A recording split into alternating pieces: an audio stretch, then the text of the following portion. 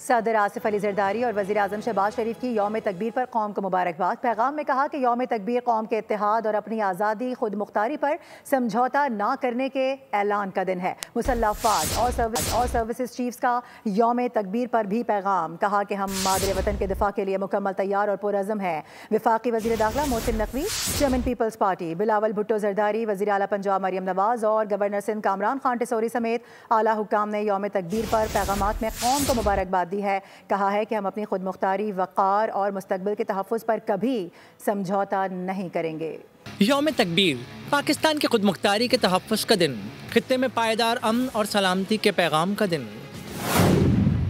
صدر پاکستان آصف علی زرداری نے قوم کو مبارکباد دیتے ہوئے کہا ہے کہ پاکستان کی ایٹمی صلاحیت امن کی ضامن ہے، پاکستان جنگ کا خواہاں نہیں۔ وزیر اعظم شہباز شریف نے پیغام دیا، آج کے دن عہد کرتے ہیں پاکستان کو ایک معاشی قوت بنا کر دنیا میں حقیقی مقام دلائیں گے۔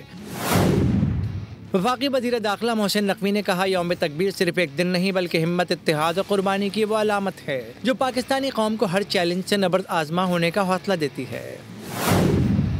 مسلح افواج اور سروسز چیفز کا یوم تکبیر پر پیغام، پاکستانی قوم کو مبارکباد دی، کہا کہ افواج پاکستان قوت، خود کفالت اور استحکام کا سفر جاری رکھیں گی۔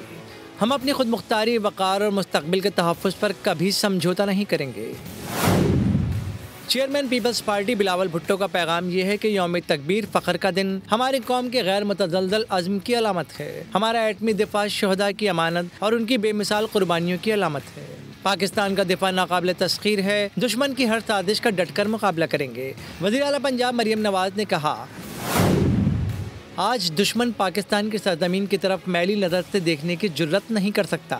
گورنر سندھ کامران خان ٹیسوری نے پیغام میں کہا، پاکستان کا ایٹمی قوت بننا پوری امت مسلمہ کا فخر ہے۔ 28 مئی کو چاغی کے پہاڑوں میں لگائے نعرہ تکبیر کی گونج آج بھی وطن عزیز کی فضاؤں میں موجود ہے۔